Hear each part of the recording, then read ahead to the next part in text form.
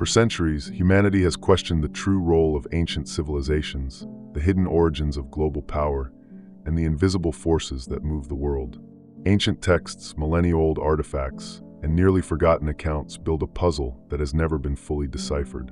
Serpents, for example, appear in various myths as central figures of wisdom, punishment, or power, present in traditions ranging from Mesopotamia to Mesoamerica. It wouldn't be strange for so many cultures, separated by oceans and millennia, to share such specific symbols, unless they were talking about the same thing or the same beings. Among ancient ruins and modern theories, a persistent idea resurfaces with force, that non-human entities have been among us for millennia. Not merely observing, but acting. Present in myths, cults, religions, and according to some, even in modern politics and entertainment.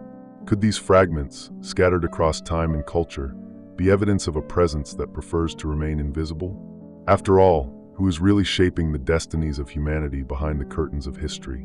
Welcome to another night where mysteries never sleep. I'm Midnight, and this is 7 Nights. Before we begin, I want to ask for your help. Like the video, leave a comment, and subscribe to the channel. It's just one click, but it makes a huge difference in helping YouTube deliver these videos to more people and allowing me to continue bringing this content to you. I'm counting on you. Let's dive in.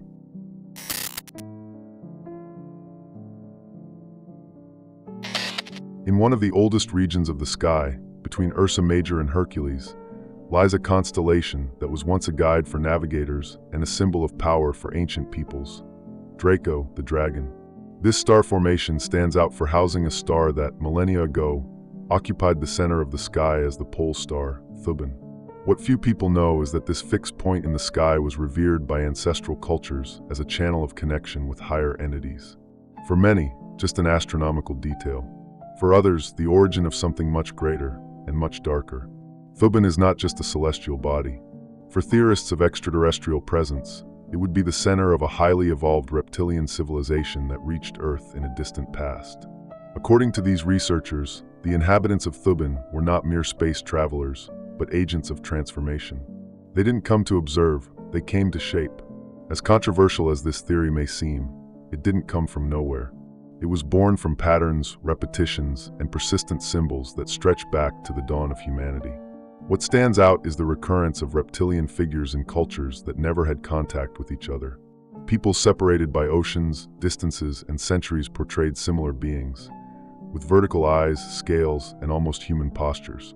From Egypt to India, from Central America to China, serpents and dragons weren't just myths. They were gods, masters, guardians of knowledge. And all, curiously, came from the sky. The inevitable question is, how did so many civilizations create the same symbol without direct connection? We're not talking about just any symbolic figures. In Egypt, Thoth, the god of wisdom, was associated with the serpent and the stars. In Mesoamerica, Quetzalcoatl, the feathered serpent, descended from the heavens to teach and then left, promising to return. In India, the Nagas were subterranean beings with reptilian form, connected to hidden knowledge. The repetition of these entities in distinct contexts points to something beyond mere cultural coincidence, something that may have been real enough to leave permanent marks in humanity's memory. In excavations carried out in UR, in ancient Sumer, archaeologists found sculpted figures with reptilian features, large eyes, slender bodies, skin with a scaly texture. Dated to more than 6,000 years ago, these pieces don't look like an artist's fantasy. On the contrary, they are objective, repetitive, almost technical, representations of something they saw, or attempts to preserve a contact they didn't want to forget. The dragon constellation was, for millennia, an axis for the construction of temples, pyramids, and monuments.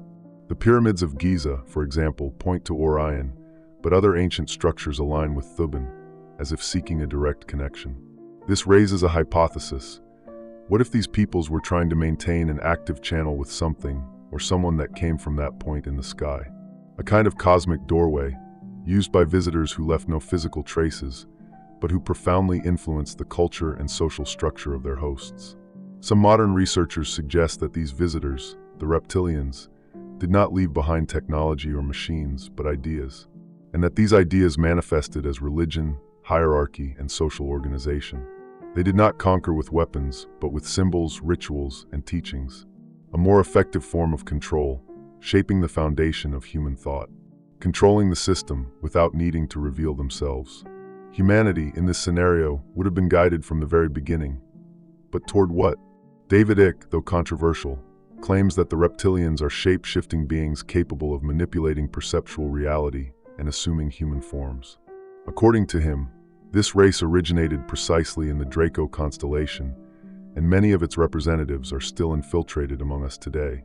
It maintains that cold blood, calculated behavior, and the power of manipulation are natural traits of these beings.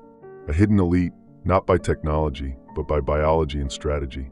This theory echoes in another curious point, the global power structure. The symbols used by great royal families, secret organizations, and even governments prominently feature dragons, serpents, or hybrid figures. More than metaphors, could these be internal codes? A way of identifying who knows the truth? And if so, what exactly are they keeping secret? Although there is no concrete proof of their existence, the accounts persist. People from different parts of the world, with entirely different lives and contexts, claim to have seen reptilian humanoid figures.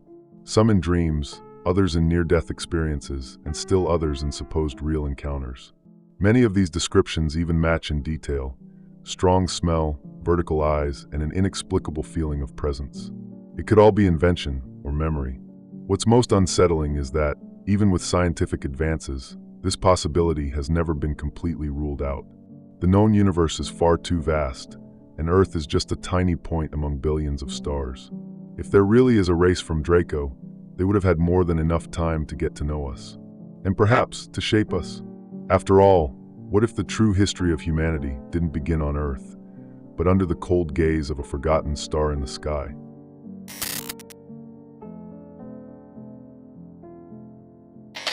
If there is one symbol that crosses millennia, oceans, and continents with an almost hypnotic power, it is the serpent.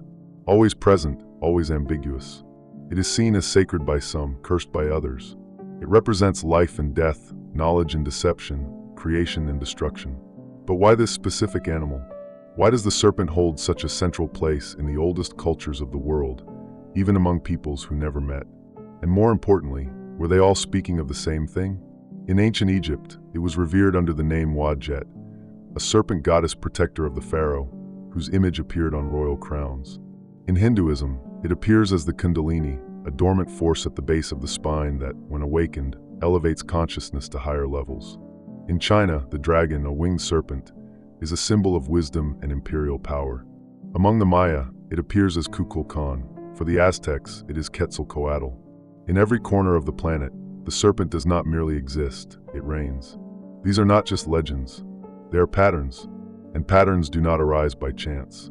The global repetition of the serpent as a bearer of knowledge suggests that perhaps something real motivated this association. Something the ancients wanted to preserve, even if symbolically. Something that could be more than mythology. After all, is it plausible that civilizations separated by vast distances, by pure coincidence, created the same sacred entity with the same traits?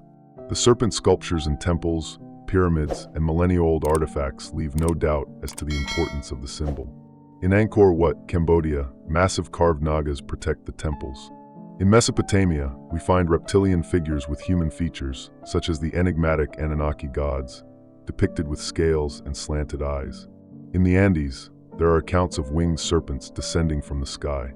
If all this were merely representations of the cycle of life or fertility, why would so many cosmic elements be involved? The Bible also draws from this archetype. In Genesis, it is the serpent who gives Eve the fruit of knowledge, a gesture that forever changed the relationship between humans and the divine. But was this serpent literal? Or could it be a veiled metaphor for something, or someone, that came from outside, bringing forbidden information to humanity? Isn't it curious that the symbol of knowledge and rebellion is always tied to this reptilian form? The symbolism extends to medicine. The rod of Asclepius, still used today as a symbol of healing, features a serpent coiled around it. The same image appears in ancient Greek documents linked to science and transformation. Why, among all animals, was the serpent chosen to represent the power to heal, transform, and transcend? Were the ancients suggesting that healing knowledge came from beyond, not from Earth? Some theories claim that the first contacts between humans and reptilian entities occurred before the invention of writing. These beings, from space or from the underground, are said to have presented themselves as gods and taught agricultural, astronomical, and spiritual practices. In return, they demanded worship. Could this be the origin of priesthoods, religious castes, and even social hierarchies? Were they not just teachers, but also controllers, managing human development from the roots? David Icke and other researchers suggest that reptilian symbols are a kind of signature, a mark left throughout history by entities operating behind the scenes, as if saying, "We are here. We have always been." And what if these symbols are not metaphors, but reminders left by generations who knew too much and paid the price? In the art of the Dogon people of Mali, there are records of serpentine beings from the sky, associated with a star invisible to the naked eye, Sirius B. These accounts have existed for centuries, long before science confirmed the existence of that star. How did they know? Who taught them? And why were these teachings always linked to reptilian figures? The symbolism of the serpent is also dual. It can represent regeneration, as it sheds its skin, but also poison and destruction. This ambiguity is not accidental. It serves as a warning, perhaps even an admonition. If these beings really existed or still exist, they would not be merely benevolent instructors. Knowledge can liberate, but also enslave. Another relevant point is the use of the serpent as a symbol of immortality and reincarnation. In Greece, the serpent devouring its own tail, the Ouroboros, represents the eternal cycle. This appears in esoteric, alchemical, and religious traditions around the world. Could this have been a teaching left by entities who mastered genetics, time, or even consciousness? When looking at these scattered pieces across the world, all pointing in the same direction, an inevitable question arises. What if the serpent is not merely a symbol, but a witness?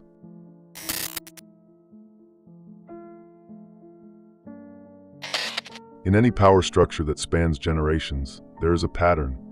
Faces that do not change, names that return, families that perpetuate themselves.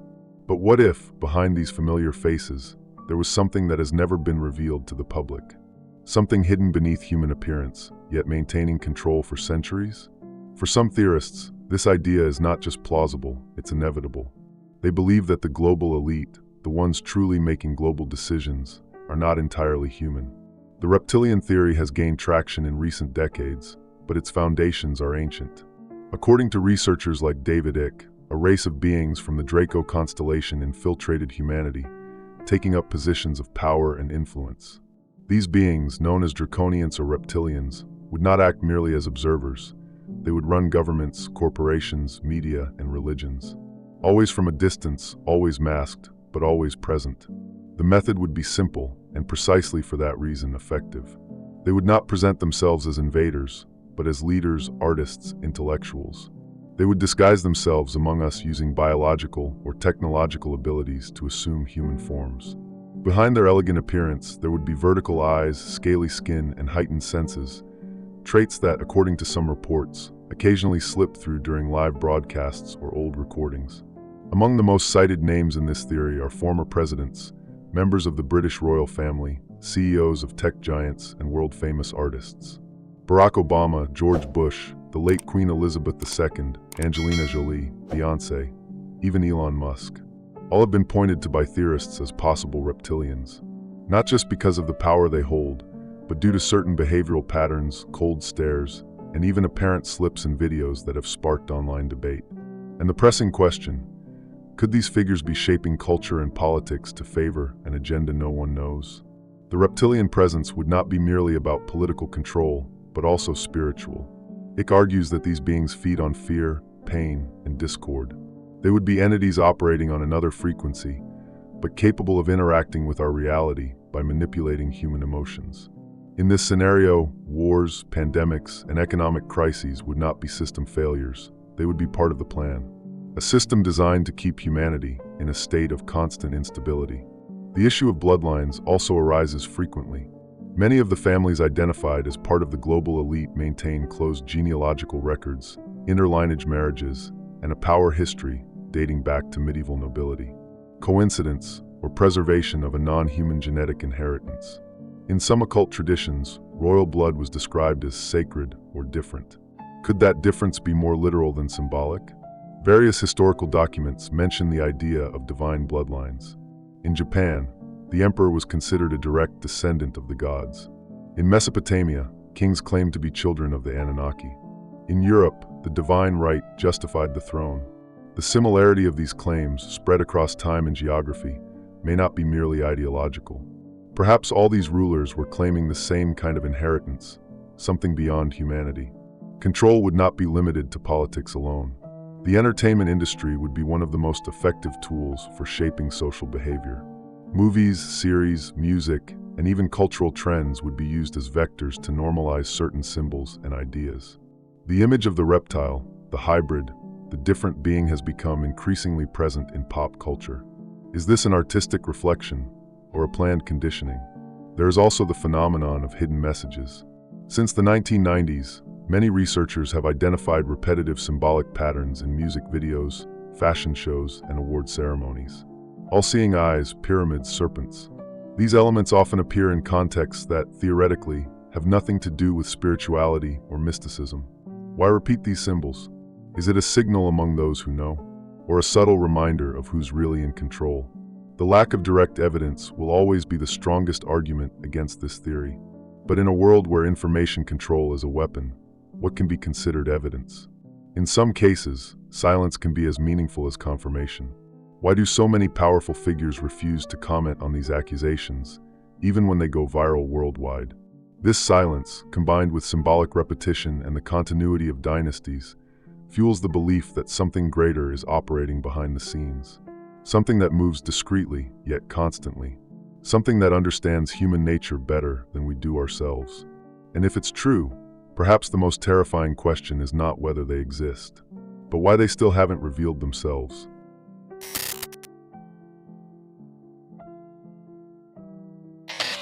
Throughout the centuries, much has been said about the skies and what might come from above. But while the world's eyes were turned upward, the real secrets may have been buried. Literally. One of the most intriguing theories linked to the reptilian presence among us is that these beings don't just inhabit the upper levels of power, but also the deepest layers of the planet, in hidden, underground facilities concealed from any radar. Records and testimonies began to surface more strongly in the second half of the 20th century. In 1967, police officer Herbert Shurmer reported being abducted by reptile-like beings wearing uniforms marked with the symbol of a winged serpent.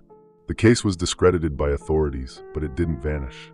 On the contrary, it became a reference point for hundreds of similar accounts. All pointed to an underground presence. Why do so many describe these entities as coming from below and not from the sky? Several locations around the planet are repeatedly cited as possible access points to these underground structures. Mount Shasta in the United States, the Derinkuyu Caves in Turkey, and the mysterious region of Antarctica, which remains largely inaccessible to civilians. In these areas, reports of secret military movements, no-fly zones, and ancient stories of cities beneath the surface fuel a disturbing narrative that part of our civilization does not move above the earth, but beneath it. A widely spread theory by David Icke is that reptilians maintain underground bases to meet, conduct genetic experiments, and plan strategies for global manipulation. In these facilities, they would be safe from light, from radars, and above all, from public scrutiny. The underground environment would function as a neutral zone between dimensions, where reptilians could operate freely without human interference. A perfect space to remain invisible and, at the same time, in control. Science, on the other hand, has known for decades that a vast world exists beneath the Earth's surface. Underground rivers, giant caves, natural tunnels stretching for kilometers. Some formations, like the Sun Dung Caves in Vietnam, are so large they have their own ecosystems. In 2018, scientists identified a subterranean ocean, about 600 kilometers below the surface, which proves that our knowledge of the underground is still limited. What else could be hidden down there? Witnesses of secret military projects also fuel this narrative. Engineer Philip Schneider, who claimed to have worked in classified underground facilities in the United States, described a confrontation with reptilian beings in one of these bases in New Mexico. Shortly after his public revelations, he was found dead under mysterious circumstances. Coincidence or silencing? He wasn't the only one. One of the most frequently cited of these alleged facilities is the Dulce Base in New Mexico. According to former agents and whistleblowers, this is a multi-laboratory facility where experiments involving human and non-human DNA were conducted with the knowledge and participation of government authorities. If this is true, we're facing something far more complex than a simple extraterrestrial visit, a hidden cooperation. Beyond physical infrastructure, there is also the idea that these bases act as global surveillance centers. From these strategic points, reptilians would be monitoring communication networks, satellites, and even mental signals. This part of the theory suggests that the control is not only structural but energetic, manipulated through specific frequencies, undetectable by conventional equipment.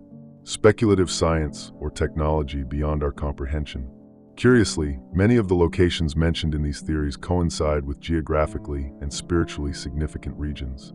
Ley lines, geomagnetic intersections, ancestral temples. It's as if these bases were positioned at exact points where Earth's energy intensifies. According to some esoteric currents, these places function as portals between dimensions. The reptilians would be using these zones to move freely between realities, without being noticed. The big question remains, why underground? The most accepted answer among theorists is simple: discretion. In a world obsessed with satellites, drones, and cameras, the only truly invisible space is the one no one can reach. While everyone looks for signs in the sky, the real epicenter of control might be just a few kilometers beneath our feet.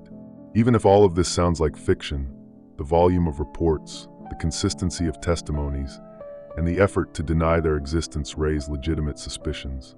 No one hides what doesn't bother them.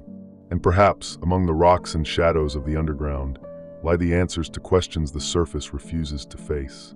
Because if there truly is something down there, something that lives, observes, and manipulates, then the only question left is, who is really in command of what happens up here?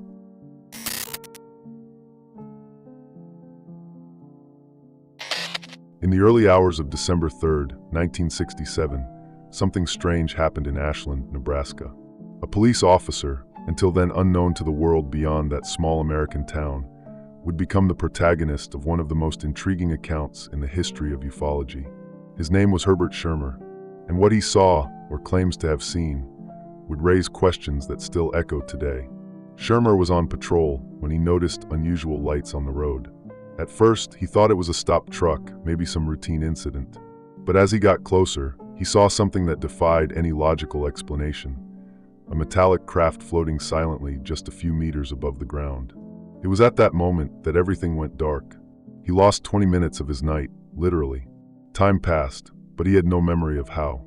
Upon returning to the station, he reported the incident, but something was off. Not just because of the story, but because of his state.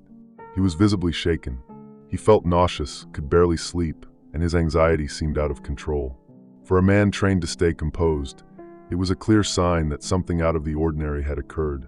The episode quickly drew the attention of investigators. The Condon Committee, created in the United States to study reports of unidentified flying objects, decided to analyze the case. Under hypnosis, Shurmer revealed details he couldn't consciously recall. He had allegedly been taken aboard the craft, where he was met by short beings with vertical eyes, gray and scaly skin, and uniforms marked with a winged serpent. They communicated telepathically, saying they were here to protect the planet. But what, exactly, does that protection mean? The symbol of the winged serpent stood out.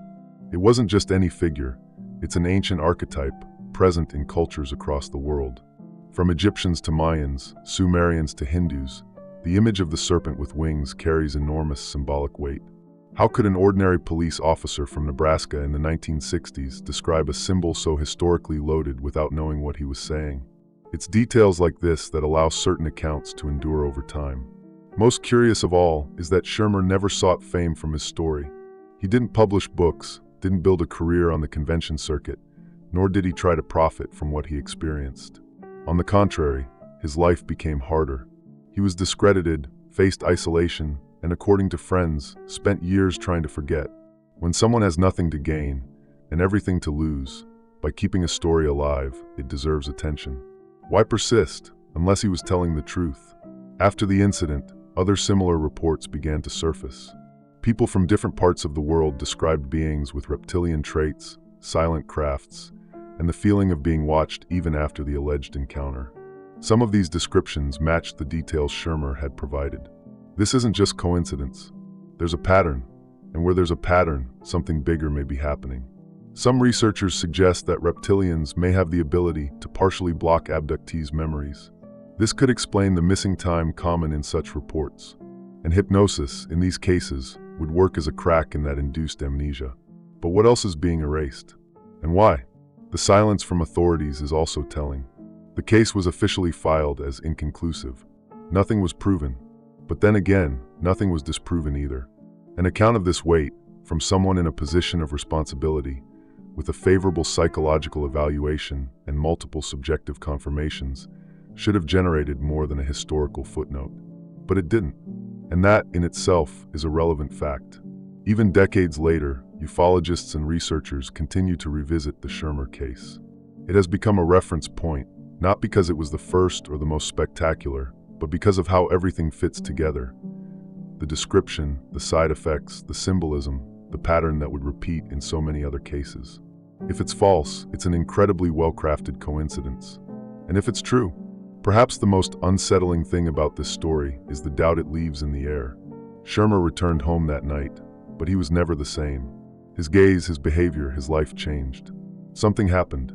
And even if we never know exactly what it was, one question has remained silently since that Nebraska morning. Who, or what, really met Herbert Shurmer on that deserted road?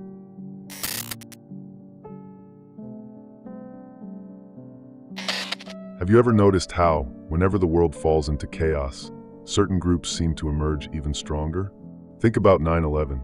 The towers fell, thousands died, and within weeks, new wars were launched, emergency laws were passed, and fear became fuel for global changes. The official version points to terrorism as the culprit. But what if that's just the tip of the iceberg? What if, behind this event, something even darker lies hidden? This theory isn't new, but it remains deeply unsettling. For many researchers, 9/11 was an inside job, a plan orchestrated by internal forces. But David Icke and other theorists take it even further. They suggest that the elite who manipulate the levers of power are not entirely human, and that the reptilians, yes, those same ones, were directly connected to events like this, crafting tragedies with very specific goals. You might be wondering, but why? What's the point of all this? The answer, according to this theory, lies in fear. Collective fear makes us vulnerable, submissive. After September 11th, the world accepted mass surveillance, endless wars, and a permanent state of control. All of it was sold as protection. But who really profited from this new order? This strategy has a name: problem, reaction, solution. The problem is created. The public reaction is observed. And then the solution is offered, which was already prepared from the beginning. If that sounds too cold and calculated, that's exactly the point. We're not talking about miscalculated political decisions. We're talking about a script. And this script, according to Icke, is ancient. It's been used for centuries by the same entities that hide behind human faces. They are masters of manipulation, operating behind governments, corporations, and institutions. And 9/11, he argues, was one of the boldest moves on the board. A move that redefined the 21st century. The question is, where are these entities now? Because if they were truly behind events like this, then what else might have been orchestrated? Wars that seemed inevitable, economic collapses that appeared spontaneous, health crises that emerged from nowhere. Is everything really as random as we're told? And there's another curious detail. Many of the people involved in post-9/11 decisions come from old family lineages, connected to power for centuries. Families that, according to some theories, carry a peculiar genetic heritage. One that may not be entirely human. Coincidence? Maybe. But too many coincidences sometimes feel like planning. Even the symbolism of the event is striking. The towers represented power and stability. Watching those structures crumble was like witnessing the destruction of an era. Some see in this a ritual, a message, a reset. You can't deny that the world was never the same after that. But perhaps the most unsettling thing is the silence. Why, despite so many questions, has the official narrative been defended at all costs? Why were so many voices silenced, ridiculed, or erased? It's as if someone had too much to lose if the truth came out. And what if that someone isn't among those we usually see? The reptilian theory doesn't require you to believe. It asks you to question. It invites you to look at the coincidences, the patterns, the silences. The shadow elite, according to this view, feeds on our passivity. But even a hint of suspicion, that nagging what if, is already a step outside their control. Now think with me, what if the world we live in today is the result of moves made by invisible hands? What if the tragedies that marked our lives were less like accidents and more like carefully orchestrated decisions? After so many pieces placed on the table, ancient civilizations, repeated symbols, hidden power structures, underground bases, and global events that shaped generations, it becomes harder to ignore that something greater might be unfolding. The stories are no longer just legends, and the coincidences are no longer innocent. When distant cultures depict the same beings, when ancient symbols appear in modern institutions, and when historical tragedies fit into strangely convenient patterns, maybe it's time to stop asking what if, and start asking why. Because if there really is a hidden force guiding the course of humanity, it doesn't rule by force, but by distraction. It doesn't dominate with weapons, but with ideas. This story is just one piece, and one day, you might see the whole puzzle. If this made you think, subscribe and like the video. It helps the channel grow. Don't forget to share it too. After all, more voices mean more discoveries.